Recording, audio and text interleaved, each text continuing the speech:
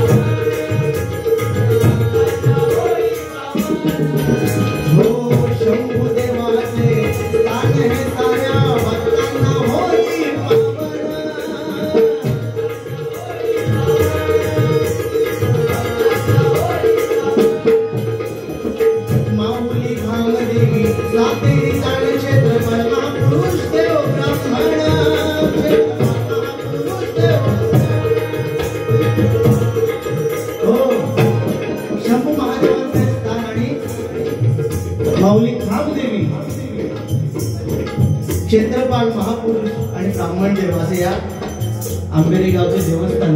आणि त्या सगळ्यात महत्वाचं म्हणजे सकलेश्वराचं हे मंदिर शंभू महादेवांकडे जेवढं आपण बोलू तेवढं खूप कमी आहे. कारण शंभू महादेव म्हणजे कोण?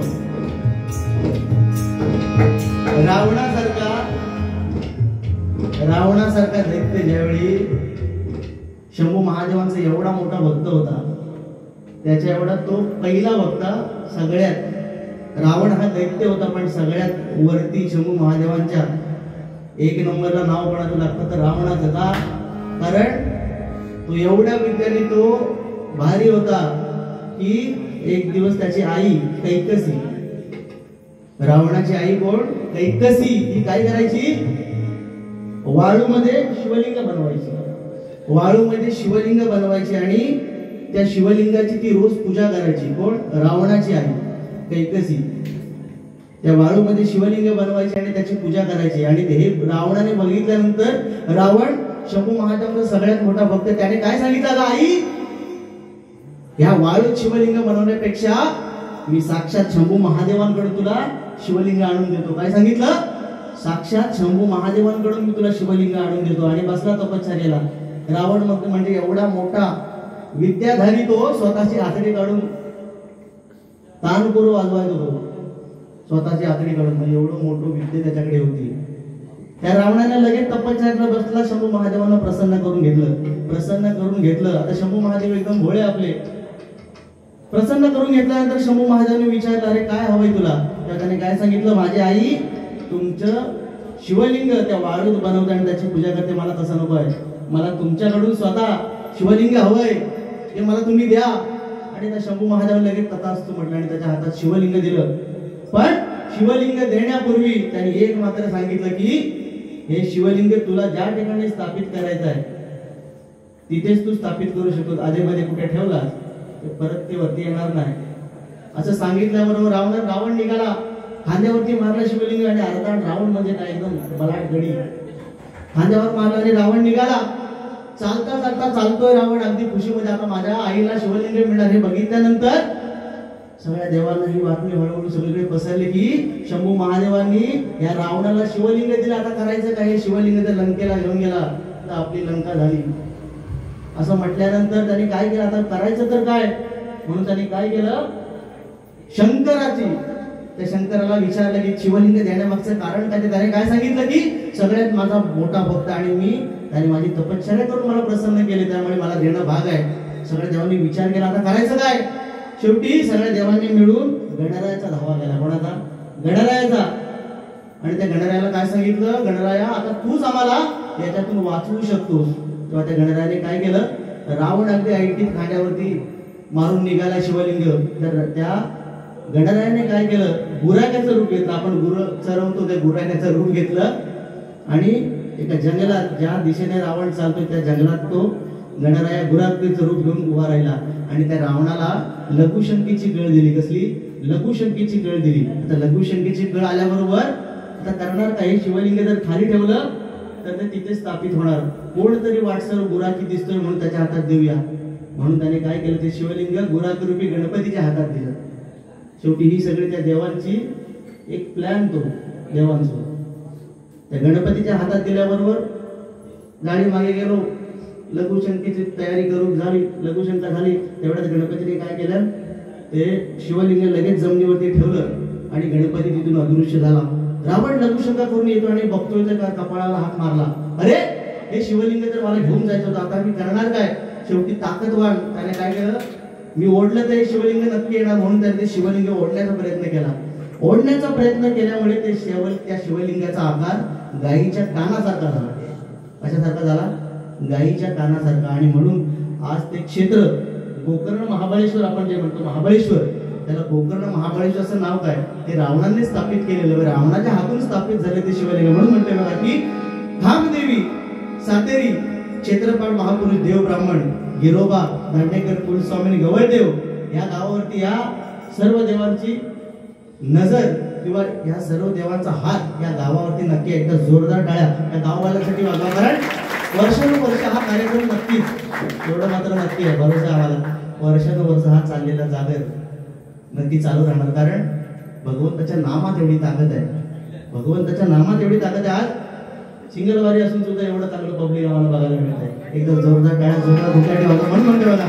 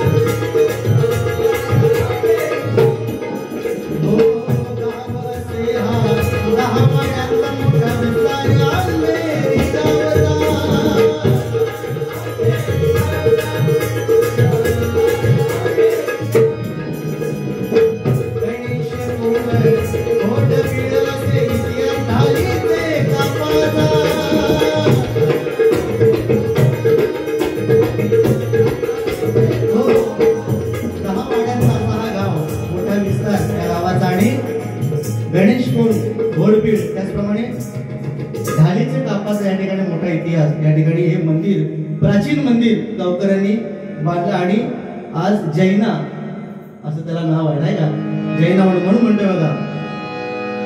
गाव असे हा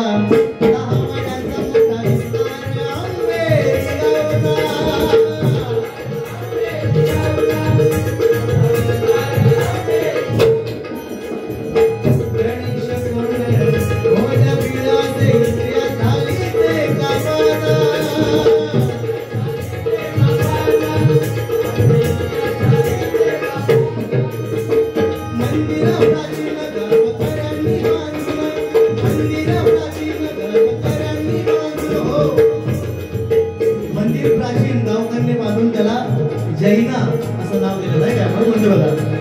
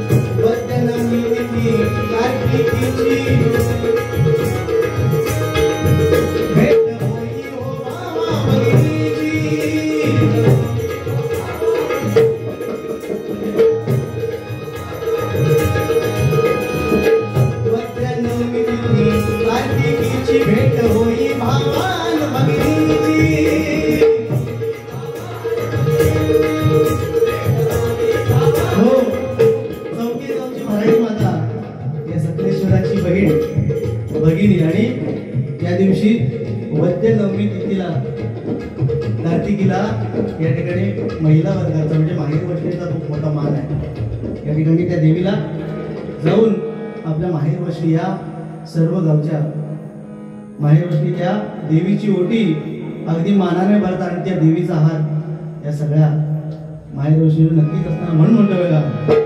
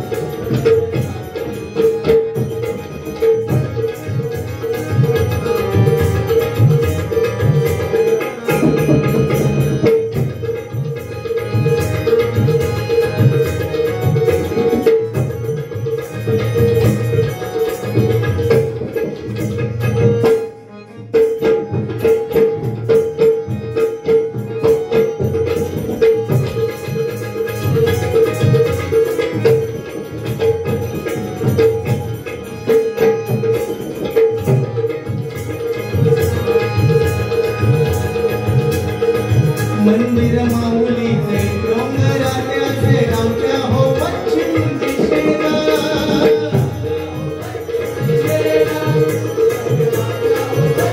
हो सकलेश्वराची बहीण देवी भराडी ज्यावेळी शंभू महादेव भस्म लावून, शंभू महादेव म्हणजे कोण? स्मशानात राहणारा माणूस आपल्यापैकी तरी कोण नाही. शंभू महादेव काय करायचे? स्मशानात राहायचे. ते पण कसे? अंगाला भस्म, संपूर्ण अंगाला भस्म लावून ध्यानमग्न बसायचे. आता त्यांना ते भस्म, शंभू महादेवांना भस्म आणून कोण द्यायचा? कोण आणून द्यायचा? तर नंदी, ते त्यांचं वाहन नंदी, तो शंभू महादेवांना भस्म आणून द्यायचा. आणि भस्म आणून देता देता असं रोज भस्म तो आणून द्यायचा. आणि त्यांची अट पण खूप मोठी होती. एक दिवस भस्म आणून दिलं आणि भस्म अंगाला फासता फासता त्या भस्मात एवढा खडा, भस्मामध्ये एवढा खडा सापडला. आणि लावता लावता तो खडा संपूर्ण अंगाला लागला आणि अंगातून रक्तस्राव झाला. रक्त बंबाळ झाले शंभू महादेव. आता भस्म लावता लावता रक्त आलं अंगातून. त्या खड्यामुळे खडा घेतला, जमिनीवर आपटला. जमिनीवर आपटल्यावर लगेच त्यातून एक राक्षस, एक पॉर, म्हणजे पूर्वीची पद्धत बघा, खडा आपटला की पॉर. आता नारळ किती, कोंबडे किती, ही सध्याची कलियुग आहे, सध्या बिकट परिस्थिती आहे. खडा आपटला, तात्काळ पॉर, राक्षस निर्माण झाला. राक्षस निर्माण झाल्याबरोबर त्या राक्षसात एकच काम, दिवसभराचं एकच काम, सकाळी उठला की म्हणता भस्म माका तो आणून द्यायचा. तर भस्म म्हणजे काय? तर मेलेल्या माणसाची राख. शंभू महादेवांची पण अटी किती बघा, मेलेल्या माणसाची राख, ती पण कधी कालची नाही पाहिजे, तो आजच मेलेलो पाहिजे, म्हणजे रोज ताजी पाहिजे त्यांना. आता तो दैत्य हुशार, आल्या आल्या त्याने पहिला प्रश्न विचारला, म्हणता एखाद्या वेळेस माणूसच मेलो नाही तर म्हणता तुमचा राग कुठून आणून द्यायला. हे म्हटल्यावर त्यांनी त्याला एक वरदान दिलं. काय? त्याच्या डोकीवर तो हात ठेवशील त्याचं भस्म होणार. काय सांगितलं? त्याच्या डोक्यावरती तो हात ठेवणार, तुला वाटतं ना एखाद्या वेळी माणूस नाही मिळत तर राग कुठून आणून देणार, त्याच्या डोक्यावर तो हात ठेवशील त्याचं भस्म होऊन जाणार. आता दैत्य बरेच दिवस त्याने राग आणून दिली आणि थोड्या दिवसांनी जेव्हा पार्वती त्याने बघितल्या, त्या दैत्यान भस्मासुरात जेव्हा पार्वती बघितल्या तेव्हा त्याचा काही खरा नाही झाला. म्हणतो ह्या गोसावी, शंकर म्हणजे गोसावी, या गोसावीच्या रूपात असलेल्या ह्या स्मशानात बसलेल्या माणसाला एवढी चांगली बायको कशाला पाहिजे. शेवटी तो त्या पार्वतीच्या मागे धावायला लागला आणि त्या पार्वतीच्या नादात तो शंकराशी युद्ध करायला लागला. शंकराशी युद्ध करायला लागला आणि त्या पार्वतीच्या मागे धावतोय धावतोय. त्यांनी त्याला वरदान काय होतं? डोक्यावर हात ठेवशील. त्याचा आता शंकराच्या डोक्यावरती हात ठेवायला तो निघाला, एवढा तो मातला. शेवटी परत विष्णूच्या लक्षात आलं. विष्णूने काय केलं? मोहिनीचं रूप, एका सुंदर स्त्रीचं रूप घेतलं, मोहिनीचं. आणि त्या आता तो दैत्य ज्याला तिकडे सुंदर स्त्री दिसेल तिकडे तो जाणार. मोहिनीचं रूप घेतलं, अतिशय सुंदर अशी स्त्री समोर आल्यानंतर त्याने पार्वती बाजूला ठेवल्या. या मोहिनीच्या बाजून धावू लागून मागून, मोहिनीच्या मागून धावायला सुरुवात केल्याबरोबर मोहिनीने काय सांगितलं? तुका पाहिजे तर मी देणार, पण मी जसं डान्स करणार तसं तुका आला पाहिजे. मी तशी नाचणार, मी जसे नृत्य करणार तसं तू नृत्य करून दाखवायचं. आणि झालं, एकमेकाचं बॉन्ड पेपर झालो, दोघं नाचायला सुरुवात झाली. इकडे तिकडे हात ओढवले. शेवटीच्या मोहिनीने काय सांगितलं की मी जिथे जिथे जशी जशी नाचणार तसेच तू नाचायचं. असं करता करता त्या मोहिनीने काय केलं? स्वतःच्या डोक्यावरती हात ठेवला नाचता नाचता. आणि त्या भस्मासुराने पण काय केलं? स्वतःच्या डोक्यावरती हात ठेवला. आणि त्याला वरदान काय होतं की ज्याच्या डोक्यावरती हात ठेवशील त्याचं भस्म होऊन जाईल. आणि त्या ठिकाणी त्याचं भस्म झालं. म्हणजे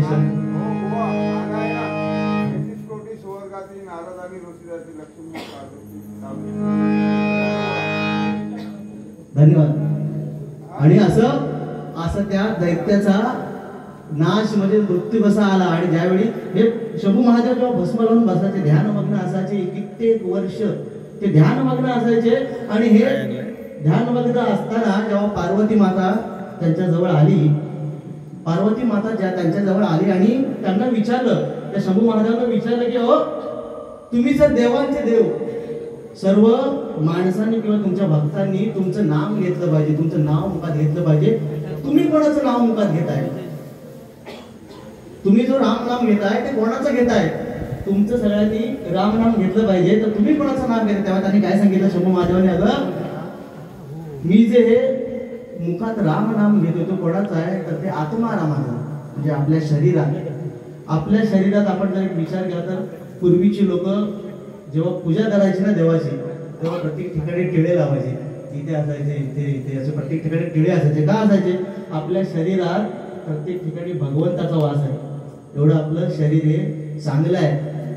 गणपतीचा वास आहे, सरस्वतीचा वास आहे, ब्रह्माचा वास आहे. तेव्हा त्यांनी काय सांगितलं, तिने विचारलं तुम्ही कोणाचं नाव घेताय, तेव्हा त्याने काय सांगितलं की मी आत्मारामाचं हे मोठं गुपित आहे, हे मी तुला सगळ्यांसमोर सांगू शकत नाही. तेव्हा तिला घेतलं, एका सरोवराच्या एका नदी किनारी गेले, बसले आणि तिला हे सगळं गुपित ते सांगायला लागले की आपल्या शरीरामध्ये काय काय आहे, शरीरामध्ये काय काय, हा देव कुठे आहे, तो देव कुठे आहे. आणि हे सांगता सांगता एवढं मोठं गुपित सांगता सांगता ती बिचारी पार्वती माता झोपी गेली. झोपी गेल्यानंतर ते शंभू महादेव सांगतायत त्यांचं काही लक्ष नाही, एवढे मग्न झाले सांगण्यात की परंतु त्यांच्या या सगळ्या सांगण्यातून ती पार्वती माता झोपी गेली. झोपी गेल्यानंतर सुद्धाही त्यांच्या प्रत्येक वाक्याला कोणतरी हा हा असं कोणतरी करत होतं. हे ऐकल्यानंतर जेव्हा बघितलं तर पार्वती झोपी गेले, माझी बायको झोपी गेले, मग माझ्या ह्या प्रत्येक वाक्याला हा उकार देतोय कोण, हे माझं सगळं गुपित होतं ते ऐकतोय कोण. हे बघितल्यानंतर तळपायच्या हात मस्तायत गेली, ताडकन उठले, हातात त्रिशूल घेतला आणि सांगितलं कोण आहेस तू. हे सगळं जे गुपित होतं ते मी माझ्या बायकोला सांगत होतो, तू कोण आहेस, हे माझं गुपित आज गुपितला राहिलं, तू ऐकतोस तो कोण आहेस. तेव्हा त्या सरोवरातून एक आवाज आला, नाथ मी देखील तुमचा एक शिष्य आहे आणि मी देखील तुमच्याकडे ही भिक्षा घेण्यासाठी येणार. आणि ते म्हणजे कोण, मच्छिंद्रनाथ आपण जे म्हणतो अवतार, ते त्यांनी हे सगळं गुपित ऐकलं. आणि म्हणून म्हणतोय बघा की या गावात आल्यानंतर एक वेगळं समाधान, आमचं स्वागतच पावसाने केलं. इतके दिवस नव्हतो, मुंबईत गेले म्हणून पाऊस येतो. म्हणून म्हणतो या गावचा हा सकलेश्वराचा उत्सव असाच कायम चालू राहू आणि या सकलेश्वराची, या सातेरे मातेची, महापुरुषाची, ब्राह्मण देवाची, क्षेत्रफळाची, प्रत्येक देवतांची कृपा तुमच्या सर्वांवरती अशीच राहू, एवढी त्यात भगवंताची प्रार्थना करतो आणि या ठिकाणी गजराची सांगता करतो.